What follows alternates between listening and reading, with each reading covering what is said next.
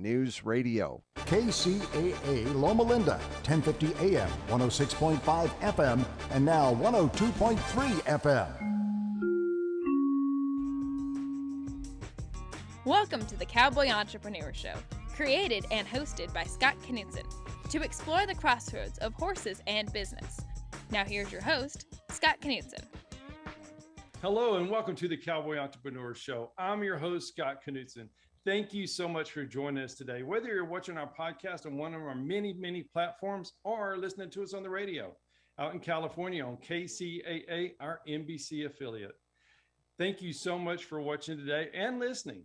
Today we have a very fun show for you, Dr. Mary Marczak, and she is a mixed animal veterinarian living in LaGrange, Texas, and she is a motorcycle vet, and she has a great horse story. Actually, many great horse stories. Thank you so much for being on the show.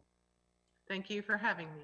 Oh, we're going to have fun. So, so did you just grow up as a kid? Like as a kid, did you just say one day, I want to be a veterinarian? Oh, it was every day. I was one of those annoying little girls that ran around telling everyone who would listen, or even people that wouldn't, that I was going to be a veterinarian. I would drag home every living soul that I possibly could that my mother and father just welcomed into our home: cats, dogs, cattle, horses, you name it. And it was a calling to me. It's something I've always wanted to do. That is so cool. It's so cool. You get to live your dream, for your life, So many people want to, and you just followed through.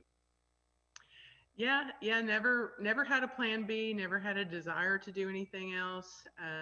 Even my own mother, just trying to be practical as I was in undergrad applying for vet school. And she was like, well, okay, but what if you don't get in? And I said, I'll get in. I'm not worried. But what if you don't? And I'll get in, and I did, and off I go. I love that. It was just no failure.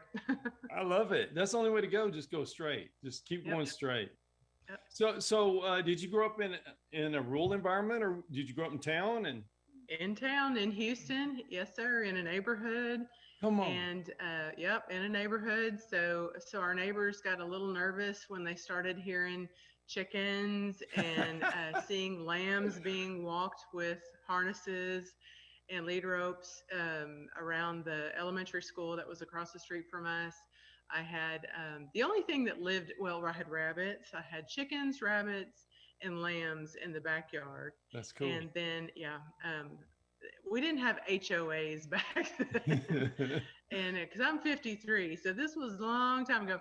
And let's see, then the steers and the hogs were somewhere else.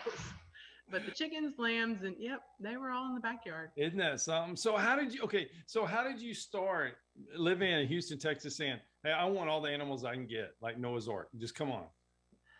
Well, it just happened. I would, if there was something that I couldn't home, with us, with our family, then I wanted to be a part of learning how to network. Where can you go? Where can this stray dog go that was hurt? And so we fixed it up and paid its vet bills. But, because my mother and father were very softies too. And, but then where to take it, foster it for a rescue group. The Houston Humane Society was really good, even back then at, they were subsidized well enough that, okay, you foster it until we can find a home. So did that. Of course, all the kitties just lived at our house, and everybody was spayed and neutered. You're allowed to stay, but you're not allowed to have babies. And, and then I end up with one horse and then two horses and, that kind of thing. But as long as we could afford to feed it and take care of it, we could have it. My parents did instill that in me, in that it's not fair to take it in and not be able to properly feed it, clothe it, house it, whatever. That was just a lesson. Even in the human, kids that were going to my school that had bad situations at home, and would stay at our house for a while. And you have to be able to properly care for something to help it. And so they instilled that in me growing up as a child, which That's was, awesome. I'm glad for that. Absolutely. That's a really cool, it's cool to get to grow up like that, Hmm. being I was surrounded by blessed. animals. Yes, Yeah, yes. absolutely. So where'd you go to school? In Houston, high school, then went on to Texas A&M, Awesome. and finished my freshman and sophomore. And back then, I went ahead. Of course, I didn't have any money and needed to go right into vet school as soon as I could. And so took the MCAT in the spring of my sophomore year, which was at least a year or two earlier, probably than I should have taken it. But I was like, I got to get on this show on the road. I don't have any extra money for another year or two of rent and feeding myself because I like to eat. And so went to started applying the fall of my junior year, and actually got in the first wave, got an interview and got accepted in December of my junior year. And so I went into vet school before I completed my bachelor's. Isn't that But I something? didn't want to do anything else. And that's when my mom was like, well, maybe don't you think you maybe ought to have a plan B? Didn't have a plan B, No. just went right straight to vet school, and graduated on a Thursday, moved on Friday, unpacked on Saturday, and started work on Sunday or Oh that my, Monday. oh my goodness. So you had it Uh, mapped out to a T, that's for oh sure. yeah, yeah. Yeah. Get to work. I love it. I love it. So being a vet, it's a very rigorous job. It's So definitely a job of passion for sure, but it's a tough job. Can you take maybe somebody that's listening to us on the radio or maybe even watching this, never really understood what a veterinarian does? oh gosh. Well, my practice, a day could start with plain and simple preventive care type of vaccinations, and making sure that something doesn't get sick. And then, a hit by car dog comes in the door. A heat stroke in the summertime. We had a lot of those. Um, Burn patients, coming out from the fire department from home, Mm. fires. We'd have, of course, horse colics or horse injuries. We took all of our own emergencies, and so that C-sections on, all kinds of different species. Um, uh, one day, funny story. You'll have to do the shepherd's hook and bring me back from telling stories if you have a point, you want me to make. But this guy called from about an hour away, and he's sobbing, and the receptionist said, this man's driving from Hillsboro. This was when I was in Granbury, with a snake, and he says it's choking, and he's crying, and he's coming, and he's on the way. And I'm like, okay, a snake that's choking. Depending upon the size of the snake, they could be fed a pinky, a real immature 2 or 3 day old mouse. They could be fed a rat. They could be fed a rabbit. And so, a snake that's choking. So he walks in the door, and this man is as big as my house, and he's, a huge man, looks like a bouncer, all tatted up. And of course, you try not to stereotype, but I'm like, oh my God, if I don't save this snake, this man's going to kill me. And so, and he's sobbing, sobbing, sobbing. And I get the snake, and their teeth are faced backwards so that when they ingest something, it's stuck. It's not going to be able to get out. And the lower jaw had turned all the way around, and the Oh, tooth had stuck. And so the jaw was actually turned all the way around. And all I had to do was, it was a big boa. It was about 9 foot long. It was crazy big. I mean, he wore the snake, he was so big. And so I unhooked the tooth, and the snake moves his jaw around, and he's all happy again. And I mean, this man is hugging me, squeezing me, picking me up, kissing my cheek for saving the snake. And okay, thank you, bye. that's And awesome. off he goes. And so you never know what kind of day you're going to have, which was so much fun. Right. To not really ever know what was going to come in the door. That is so cool. So did you do most of your practice in the clinic or were you out in the pasture? I I did house calls. I did a lot of house call euthanasias because I was the only one in my town that would do that. And that was a real, it became a real pleasant thing for the clients who wanted something like that to happen at home. The animals were more comfortable there. They were certainly, they weren't having to be either trailered or put in the car and moved if they were hurt or sick. Their family could be around them, their other pets could be around them.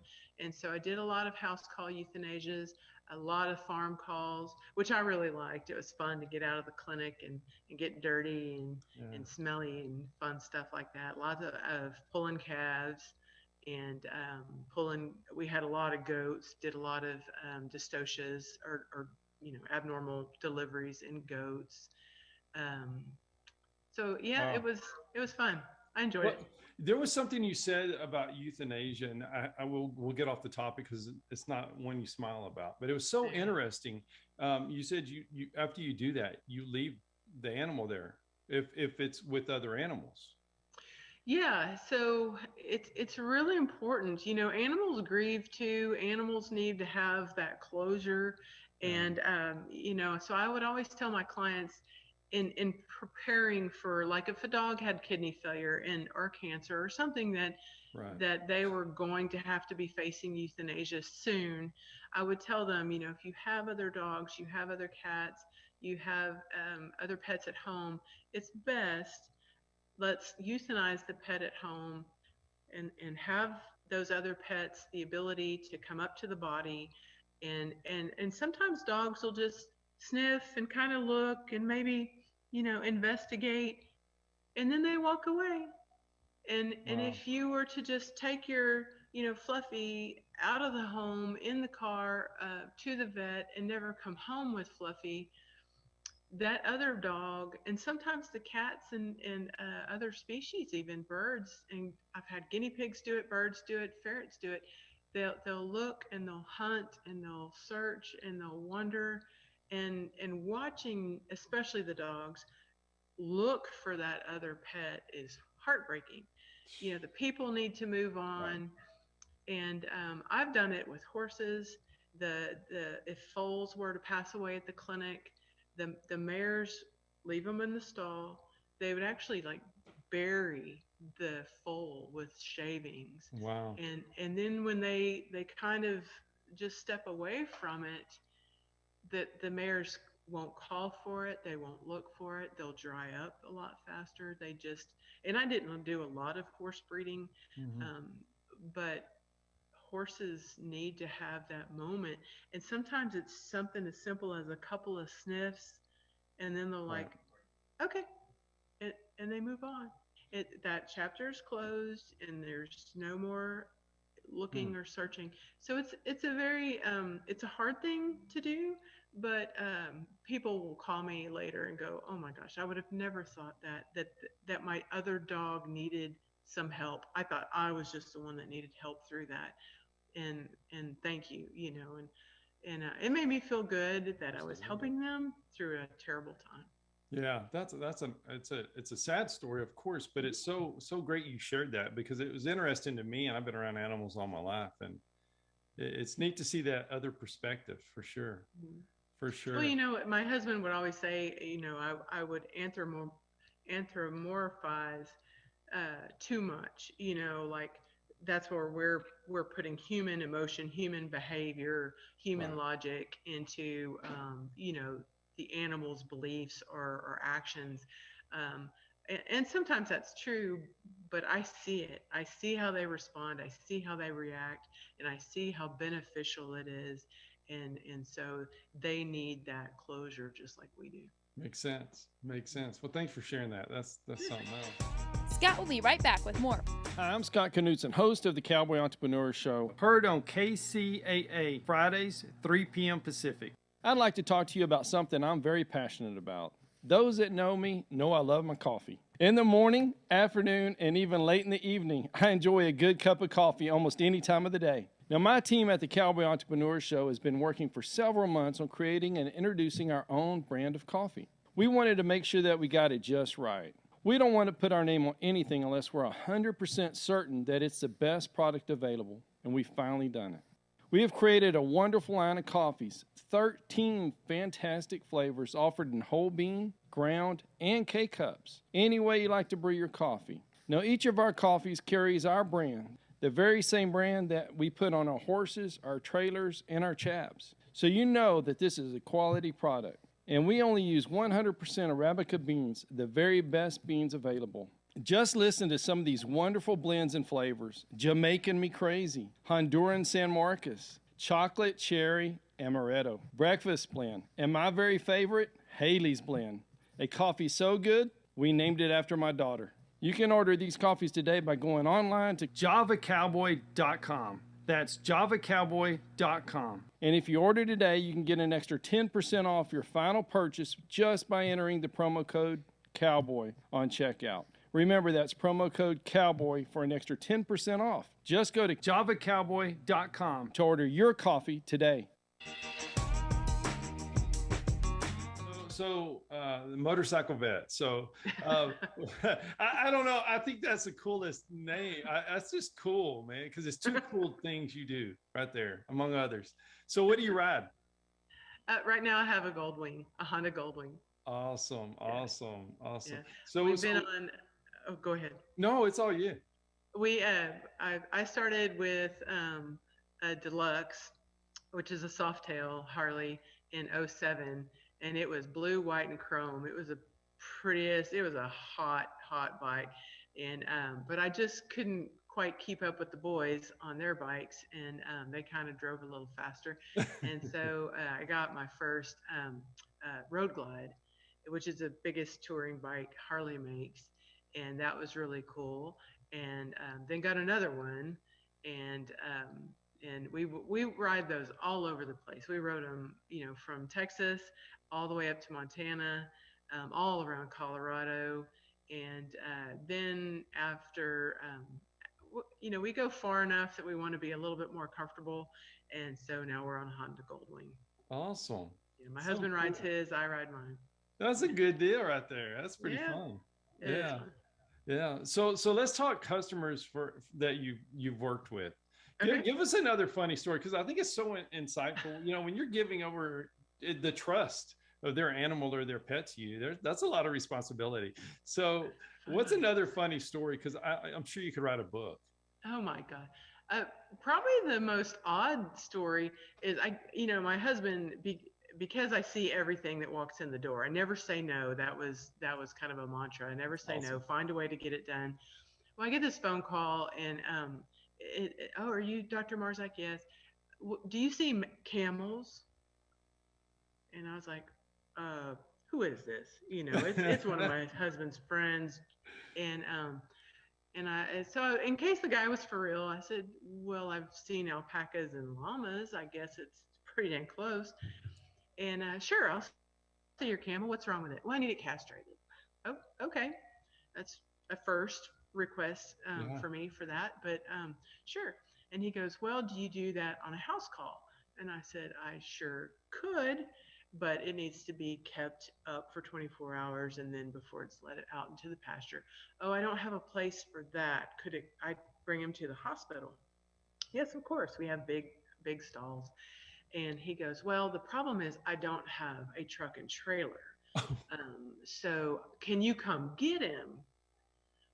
Okay, now it's getting weird, but okay, so yes, I can come transport him. I have a truck and trailer.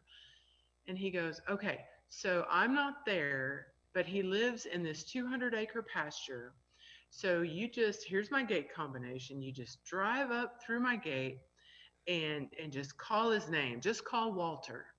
And I'm like, who names a camel Walter? Certainly this has got to be one of my friends. And I said, so I just drive in and I call for Walter, and Walter's going to come. And he goes, yes, ma'am, Walter will come. And I said, and Walter will just happily get in my trailer? And he goes, yep, you just point in and he will just walk right in there.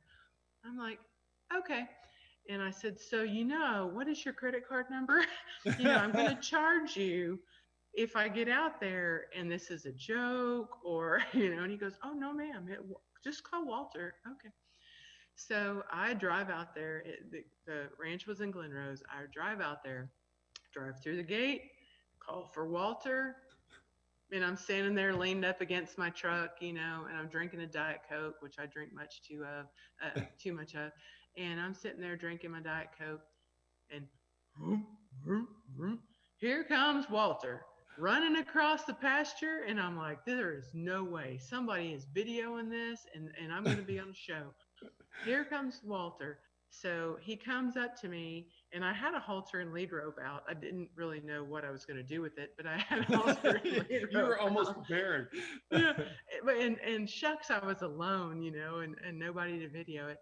And so while I'm talking to Walter about getting into the stock trailer that I had open, he takes my Diet Coke and lips it and just tosses it back, drinks my whole entire Diet Coke, and I'm just watching this like, no way. Okay, Walter just stole my Diet Coke. Put the rope gently around his neck, walked him in the stock trailer, shut him in there, and off we go to the clinic. Oh my goodness, Walter! You and Walter in a Diet Coke. It was crazy. I love that. That was probably the most odd, unexpected. Glad it turned out the way it did, kind of. That's amazing, Walter. Who does that? I don't know. I don't know. It's hard to even imagine. I wish it was a camera on it, because that's just amazing right there. Amazing. So we were introduced by a friend of ours, Dr. Michael Johnson. And you talk about being around, surrounding yourself with positive people and kind of not pushing away, but just having those positive people around, those good influences. And he's definitely that. But would you mind just talking a little bit about your positive mental state? Because being a veterinarian is really tough. And how do you stay positive every day? Well, first of all, try to turn a negative into a positive, in that, okay, this animal is sick. Let's diagnose why and how, and let's find a way to fix it, if we can. Let's do right by the animal and the client that brought it in. And so that's taken, a negative situation and making it better. Right. Certainly surrounding myself with good staff that loved the job. They took care of each other. They took care of my patients with the same kind of care that I had. And so that was positive. I just had a good way of turning a bad situation better. If the clients were upset, certainly they were sad. Sometimes they were mad. Sometimes they were mad at somebody else, but took it out on us. It happens every day. The desk clerk or the stop and rob. I call them stop and robs. The gas station clerk always seems to get the brunt of somebody else's anger, and we were no different. We would get that, but I had a very good way of talking them down and making a positive situation. It was very sad. Sometimes people didn't have the money. They had the desire to help, but they didn't have the money. Ooh, yeah. And and that was always a hard situation. You just do the best you can. But it was always fun for me to see something through. And in those sad cases, which they were terminal, I still had this positivity of, I'm gonna help you find a humane end to a suffering that's guaranteed. I'm gonna help you. So I helped the humans that brought them in. I helped. Sometimes there were kids. There were kids involved, and parents didn't know quite how to talk to their children. And so I kind of would help with that, even though I never had any of my own. The very best thing you can do is tell them the truth. Yeah. Because they'll know when you're lying. Absolutely. And they need to know the hard truth. They want to know the hard truth, and let them be a part of it if they can handle it. And so I always just had a knack for getting myself, and I think it was really self-preservation. I had good coping skills, and so I was able to get through the day bearing suffering, but not carrying it around as my own suffering. I could put something to rest and move on, Right. Makes sense. which helped me stay sane. Well, like you said, it's the power of the positivity. It's just helping somebody else get there too. And that's tough. It's such an emotional deal, and good and bad, good and bad. Thank you for listening to the Cowboy Entrepreneur Show. Scott will be right back with more. For more information on Scott Knudsen, the Cowboy Entrepreneur, visit us online at cowboyentrepreneur.com. Hi, I'm Scott Knudsen, host of the Cowboy Entrepreneur Show, heard on KCAA Fridays, 3 p.m. Pacific. I'd like to talk to you about something I'm very passionate about. Those that know me know I love my coffee. In the morning, afternoon, and even late in the evening, I enjoy a good cup of coffee almost any time of the day. Now, my team at the Cowboy Entrepreneur Show has been working for several months on creating and introducing our own brand of coffee. We wanted to make sure that we got it just right. We don't want to put our name on anything unless we're 100% certain that it's the best product available, and we've finally done it.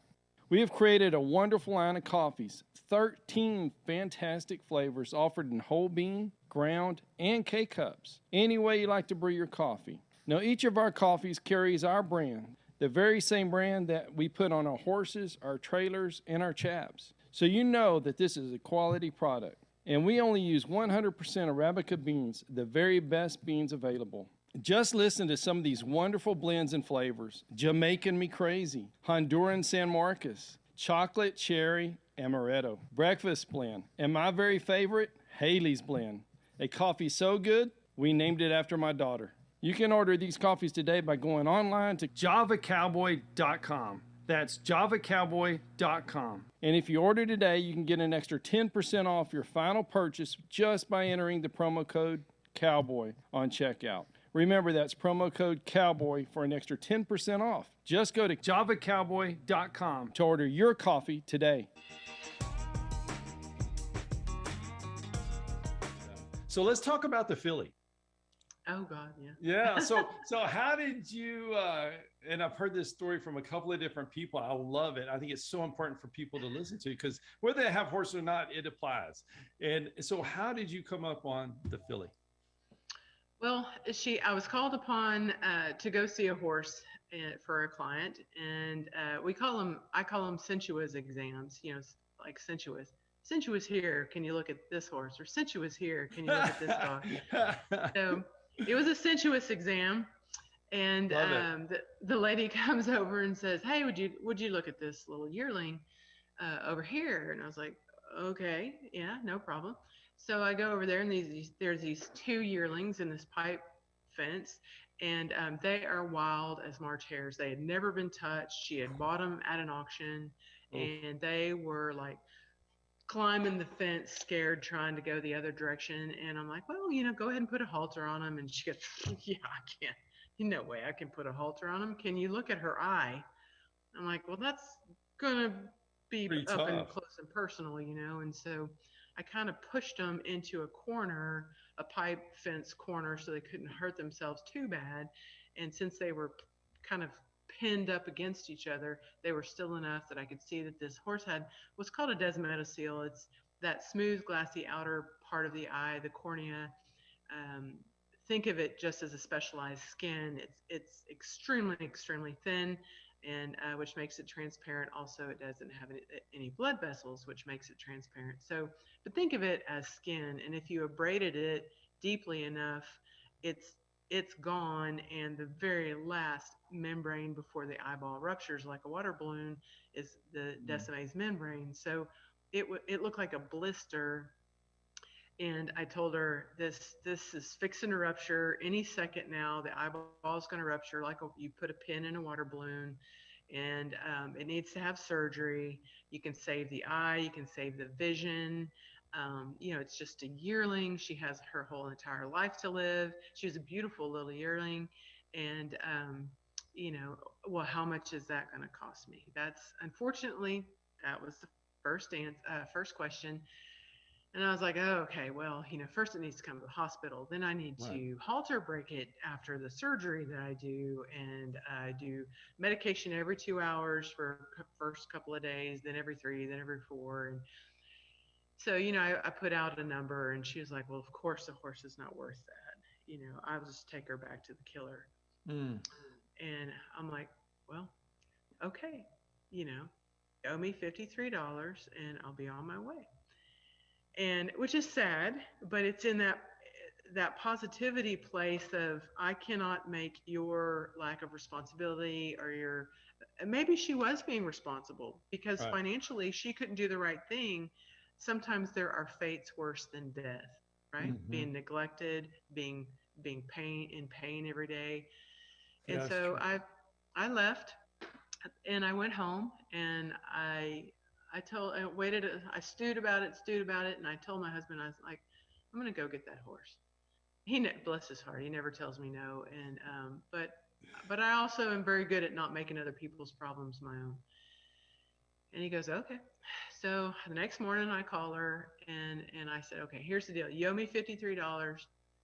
You're not going to do anything for that horse, even if you take her to the killer. So I'm gonna come get that horse. I'll write up the paperwork and I'll forgive that debt of $53. Okay. Took it off her hands, and so took the stock trailer, had to literally run like, this wild horse up in the stock trailer, brought her, and the eye had already ruptured that night. And so brought her home, did the surgery, which is a corneal graft. It was a really cool surgery, really fun surgery to do. So I really couldn't wait to do it. Did it. She did awesome. It was fabulous and saved the vision, saved the eye. Wow. And then she just parked out in my pasture for the next 8 years because I was riding my other gelding all the time. And he was just a perfect gentleman. I'd had him for years and years and years. He was one of those that if you think pick up the left lead and go left, he just did it. Oh, wow. I should have reined on him because, he would have been one of those horses you never saw the cue. I never had to lean. I never had to push. He was just the perfect gentleman, like a Cadillac when to ride. And so he was about 30 and when I had Philly broke. And so she was 8 when I had her broke, which was a mistake on my part to let her just go out and be a horse for 7 additional years. Yeah. But when he died, he colicked one morning and I put him to sleep. And I can remember thinking, which is a horrible thing, and people are going to think negative, terrible things about me, but I can remember thinking, honestly, why didn't she die? Why did you have to die? Why did you colic to the point of euthanasia? Because he was a surgical colic and he was 30 years old, and I wasn't going to do that. I posted him. I did a necropsy on him afterwards, and it was an epiploic foramen entrapment. It was definitely a surgical colic. He was not going to probably even make it through that without laminitis, and he was already 30 years old. So it was the right thing to do for me and him to put him to sleep. But I can remember honestly thinking, why couldn't it have been her? Right. Why did it have to be him? So I carried that grudge and that chip on my shoulder around with her as I began to interact with her and ride her. She grew up to be this fat, ugly, short-backed, thick-necked, pony-like, horrible conformation from what I had experienced with my boy, and I was like, you're like riding this cartoon horse. I hate riding you. I hate saddling you. I just hate. I just could not develop this positivity that usually I carry around all the time. Right. I did not like riding her. To trot her was like I was going to have a concussion or need false teeth or get my discs in my back replaced because she had this most miserable trot. I literally had to practice breathing on this horse's trot. So a little choppy is what you're saying, a little choppy? Oh my God, it was so bad. And so, as I began riding her, she was just a nutcase. I could not find this way of communicating with her. She was angry. I was angry. We were both frustrated. We both certainly didn't like each other. But I was like, I'm going to keep going. Right. I'm committed to you. You're my horse, and I should be better at communicating with you. So let me get some help. And I started asking for help from various trainers, from various industries, and I started taking her out and about. You need to see the world. You need to be around other horses. You need to be around other humans. I need to I need to get you out in the world. So she was so bad, and I tell people this that know her now, and they don't believe me, but she was so bad. I literally wore my full face motorcycle helmet to bridle her. She Oh was my that, goodness. she would twist her head, paw, kick, it was a miserable thing. It took an hour to saddle her. Oh my It took about goodness. another hour to put on her hoof boots. Well, It for was you just to have to misery. wear your helmet shows how bad A of a helmet. situation that was. Oh my It was goodness. terrible. So I began to do, okay, let's back up. Let me go out in the pasture, give you treats, give you loving, walk away. Always retreat, walk away. Let you know that it's not always work, it's not always bad, it's not always And so then I started carrying the bridle with me. Okay, see, it's just a bridle, it's no big deal. Because I mean, she would run, and I don't know if you know about Indians walking down horses, but how they would capture wild horses, but they So would cool. walk them down.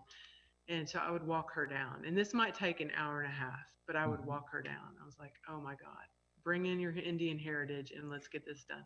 And so um, then I'd start just putting the bridle up near her pole, take it away. See, that's all I ask. And one day she was carrying on, and of course I had my helmet on, and she's, doing all this. And I'd had it. I had literally reached a level that Mm. I didn't of low that I was sobbing, I was crying, I was so mad, I was upset. I was like, this life is too short to be for you to do this to me or me to do this to you. Right. Whatever's happening needs to no longer happen. And so I started this deep introspection of she's just a horse.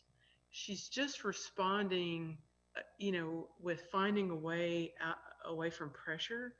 So I'm supposed to be the human with the bigger brain, the more logic, the ability to learn better, faster, more, etc. So from now on, since you're just a mirror, I'm going to be good. I'm going to be happy. I'm going to be positive. If I'm having a bad day or you're having a bad day, I'm going to walk away. It's not a good day to Wow. train. If I come to you with negativity, you're only going to give it back to me tenfold. So I'm no longer going to do that. We're only going to move forward from here. And we're going to get lots of help, and we're going to go lots of fun places, and we're going to do lots of fun things. But we're going to be together, and we're going to like it. Dang it, we're going to like it. Like it or not, And you're gonna like it. yeah, I'm going to force the like. And it was just a new attitude. It was a new perspective. I started looking at her in a whole new light. She had become a boss mare to my remaining gelding, who was my husband's, and I began to appreciate the negative behaviors, what I thought were negative behaviors. She would bully him. She would drive him to water, drive him to shelter when it rained. She would drive him over here, out of the wind, out of the rain. She wouldn't let him stand near a gate. I mean, if there was trouble, she drove him into the woods. She was always driving him, driving him, driving him. And after he was euthanized, I realized she was just taking care of him. She was Yeah. just being a boss mare.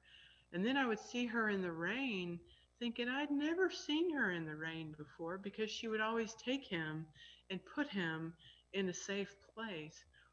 And so I began to, appreciate her Right. and what she was doing. And and it was just a different perspective, again bringing positivity. Yeah. And we began excelling at just about anything we tried. She began learning, and she just is truly my heart horse. It took me on a journey, reserve world champion in EXCA, which is an obstacle challenge. I mean, here she is doing obstacles at high speed, just answering cues that I'm giving her softly. She's willing and able. She's a lot of fun. That's such a beautiful story, because it's the highs and lows of being with horses, but also you applied that same technique with your clients coming in with the different situations. Mm-hmm. You had to control the emotion, and I love that. I love that so much. And so when was your aha moment? Everybody has one when they go through a story like that, when you just went from. Yeah. It was when I just fell down in the pasture. That was it. Sobbing, literally sobbing. And I can remember, I took off my helmet and I just sat there, and I can remember her looking at me like, "Oh, what is this? What is happening now? Why are you never seen this before?" I could tell she was confused and interested. It's kind of like if you've ever lost your keys in the stall and you're looking for them, and the horse is like, "Well, I'm going to help you look. I don't know what we're looking for, but I'm going to help you look." They're just curious, and I can remember her sniffing me, my face, and like, not understanding what was happening, because she had never seen it before. And I was reaching up, and and I found myself just stroking her, just not even probably realizing it at first, just like, this is the end of this. Right. It's no longer going to be this way. Right. And if I'm not good enough, if I'm not strong enough, if I'm not able to help you, I will learn how to help you. Right. And you will learn how to help me. And we're going to do this together, because this is supposed to be a team, a good situation. And so clearly, this is my fault for not being able to communicate with you. Right. And from now on, if you're not getting it, it's my failure. I'm going to own that, and I'm going to not let that happen again. Right. And so if I see that you're struggling with something, then it's my cue. It's my translation during the learning process of the cue and then your response. Love so it. I'm going to work real hard at it, and this is on me. This is my bad, and I'm sorry. And from then on, it was just different. She is a mirror, and she gave me good vibes, and because I was giving them to her. That is so cool. And I love the part about the boss mare, and I love standing out in the pasture and watching the boss mare. And how she handles the other mares, and then all the young geldings or colts. I always stick them out there in the mare pasture, because they teach them. They teach them better than I do. They teach them Mother Nature's way. And I love watching that. I love how you picked up on it. But when you needed help the most, she immediately went to you. Mm-hmm. Yeah. She gives me everything. I mean, sometimes, she's typical. She's not marish in that she does raunchy things just for fun. I mean, if she's having a moment, I mean, we all have moments. We all have Absolutely, bad days. Yeah. And sometimes, and I've had to give that to her, and she's had to give that to me. We've had to go, okay, today's not a great day to work on lead changes. We maybe just need to braid each other's hair or something. Let's just be girls today. Yeah. And stroke each other or whatever. That's just, sometimes we need that, and that's fulfilling. To recognize that and to have that happy moment when it could have been a negative moment. That's what's necessary sometimes, and I'm glad now that I can recognize it. Yeah, I love it. It's such a great story, because, you get to a certain point when there's no turning back. You're that's it.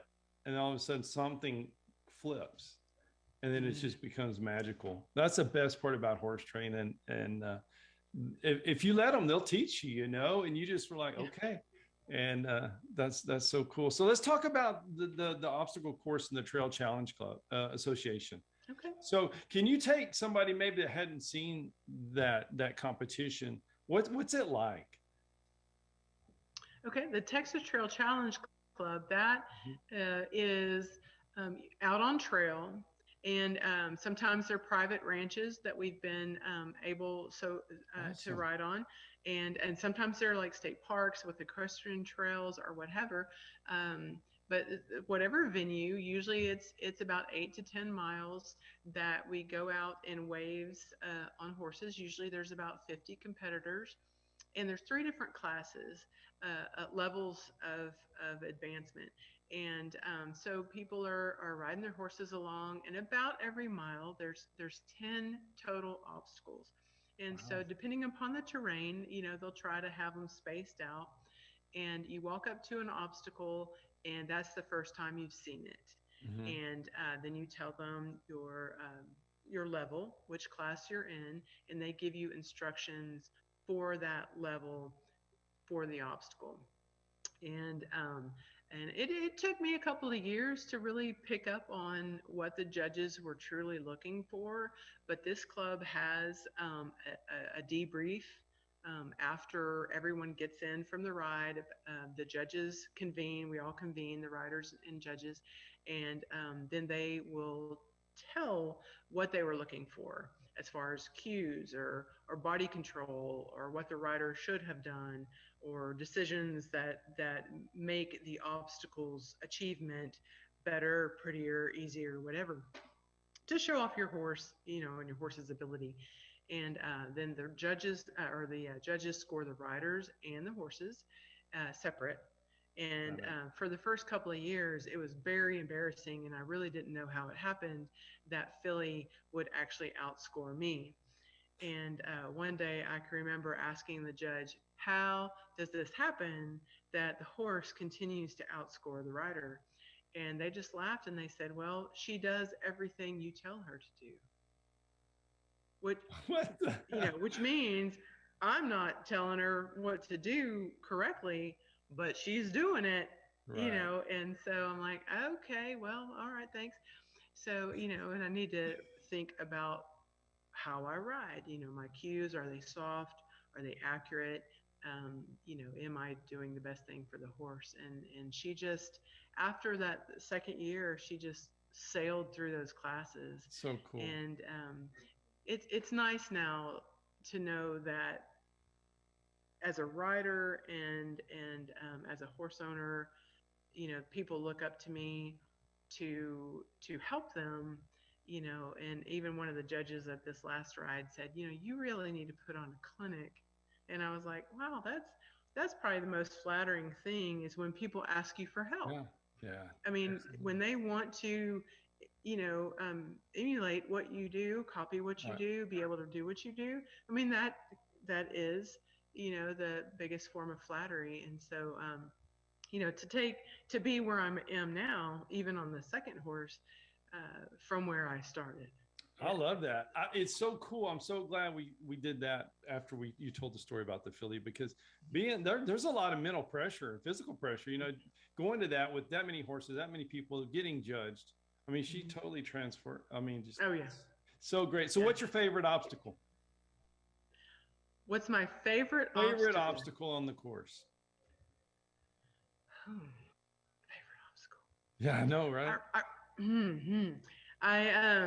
I really like in Extreme Cowboy Association, EXCA, that's Craig Cameron's. That's an obstacle challenge, but it's speed. It's a race. They have what they call in and outs, which are jumps that when you go over the jump and land with the front feet, when the back feet land, they're already propelling the next jump. And so you're, in and out like that. Those are the most fun, because Philly has really excelled at, she can rate herself. She's not a jumper. And I'm not a jumper. And but she is very good at rating jumps. And so I have a couple of pictures which really just make my heart just so happy. When she's going over jumps, I literally just position my body and throw her the reins. I don't touch her face. I don't move because I know I can trust her rating the jumps. So as I approach the ins and outs, I don't touch her. I don't mess with her. Because if I do, I'm going to mess her up. And so I think that's going back to some of that woo-woo stuff that we were talking about earlier, the introspection and everything. I know that I do not have enough going on fast enough to help her. She helps herself. And if I intervene, I'm only going to mess it up. Right. So, that's, nobody likes to be told, really, your horse is better at that than you, but she is. And I've learned that, and now I need to back away and let her do her job. And so probably the jumping, even though we're not really great at it, we do it. And she really makes me look good at it because I'm not. Because she just does such a great job. So probably jumping. That's awesome. It is so cool. So cool. So you got a motorcycle ride plan? Oh, yeah. Every August we go to the mountains. We go to Colorado and buzz all around Colorado. We go to Utah, we go to Wyoming, maybe South Dakota, up into Montana. And pending weather, we don't have a plan. We literally just hop on and go. And we look at a radar and go, okay. And sometimes we got lost one time. Well, not lost. We just came to a T. We were in Utah, I'm pretty sure. And we came to a T in a road we'd never been on before. And my husband kind of was like, okay, we just went left. We had no idea what left was. We have a map, but we just went left and we end up, seeing some beautiful, beautiful countryside. And, just with friends and we enjoy going with friends and we ride real safe. We don't drink and drive or, we probably ride a little fast. I won't tell anyone. Yeah. Don't record this for the insurance company, but, we do like riding fast. That's awesome. That's awesome. Well, thank you so much for being on our show. And I love the story about Walter. That was awesome. And, still in your Diet Coke. That's just funny. So funny. Didn't know that would happen, but it was funny. Absolutely. Well, thank you so much for being on the Cowboy Entrepreneur Show. I had such a great time, and I know the listeners and the viewers loved hearing your stories. Well, thank you for having me. Absolutely. It was fun. Thank you all for watching the Cowboy Entrepreneur Show.